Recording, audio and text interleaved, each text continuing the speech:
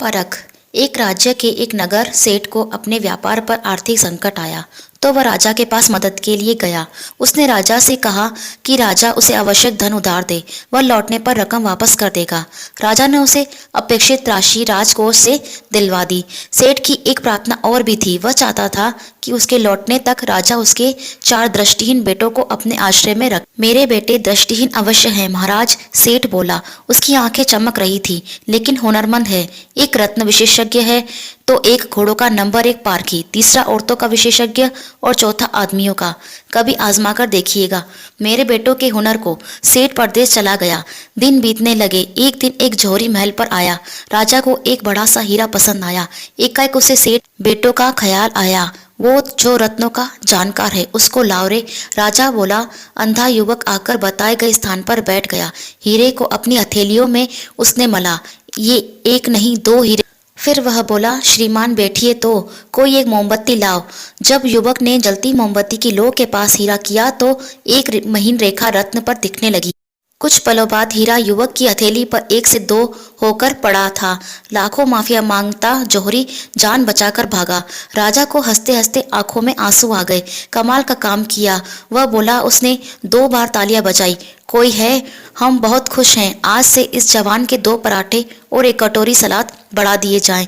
कुछ दिनों बाद एक घोड़ों का सौदागर आया। सेनापति ने राजा के लिए एक तगड़ा अरबी घोड़ा पसंद किया। स्याह काले रंग के इस घोड़े की शान देखने वाली थी। मैदान में उसे घुमाकर देखा गया। घोड़ा तूफानी गति से भागता था।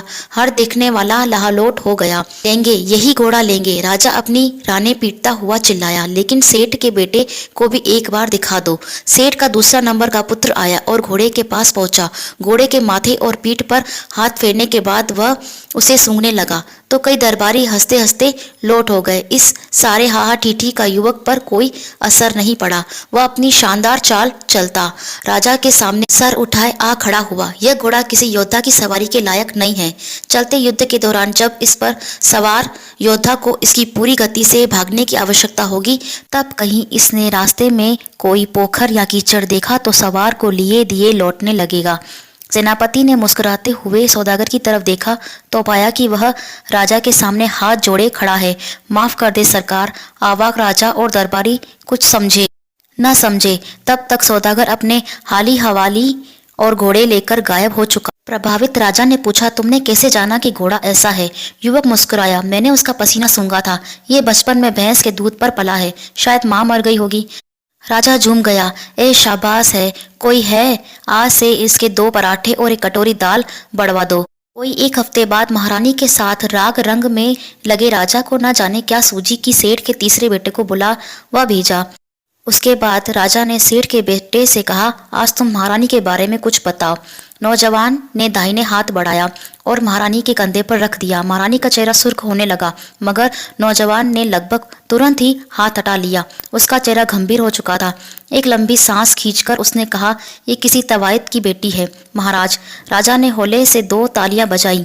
बहुत खूब। दरअसल इनके पिता अपनी रानी से बहुत प्यार करते थे। रानी साहिबा को एक बेटी हुई, एक दिन बाद मर गई। उनको सदमे से बचाने के लिए महाराज ने अपनी रक्षिता की बेटी रानी की गोद में डाल दी। ये बात उन्होंने हमारे पिताजी महाराज, जो उनके घनिष्ठ मित्र थे, छुपाई नहीं थी। लेकिन तुमने कैसे जाना? नौजवान ने जवाब दिया, गैर मर्द के स्पर्श से होने वाली सिरहन बता देती है औरत की सीरत। राजा चकित था। बोला, मगर कमाल हो तुम। चलो इनाम, आज से तुम्हारे 2 पराठे और एक कटोरी दाल बढ़ाई जाती है। सेठ के आने का समाचार आ चुका था। एक दिन पहले राजा ने सेठ के चौथे बेटे को बुलाया। कक्ष में सिर्फ वही 2 लोग थे। राजा ने कहा, अब कल तुम लोग चले जाओगे। तुम्हारे 3 भाइयों के हुनर की आजमाइश तो हो गई, तुम बचे हो, तो तुम आज हमारे बारे में कुछ बताओ। सेठ का सबसे छोटा बेटा अभी किशोरी ही था। वो ठठाकर हंसा। महाराज, वो बोला, मेरे भाइयों ने हुनर में दाग लगाया कि हाथ का इस्तेमाल करना पड़ा। मैं बिना आपको हाथ लगाए आपके बारे में बताऊंगा, लेकिन जान की अमान मिले और साबुत सलामत जिस्म की। राजा हैरान हो गया। ठीक है, तुम कुछ भी कहो, तुम्हारे प्राणों और शरीर को कोई भी क्षति नहीं पहुंचेगी। वह बोला, अब बोलो। किशोर ने मानो बम सा फोड़ दिया। आप किसी ढाबे वाले की औलाद हैं। राजा माँ के पास पहुंचा, सारी बात बताकर आत्मघात की धमकी दी तो राजमाता ने बताया कि वे एक साधारण परिवार की लड़की थी। एक ढाबे वाले से प्रेम था और सारी सीमाएं ढह चुकी थी।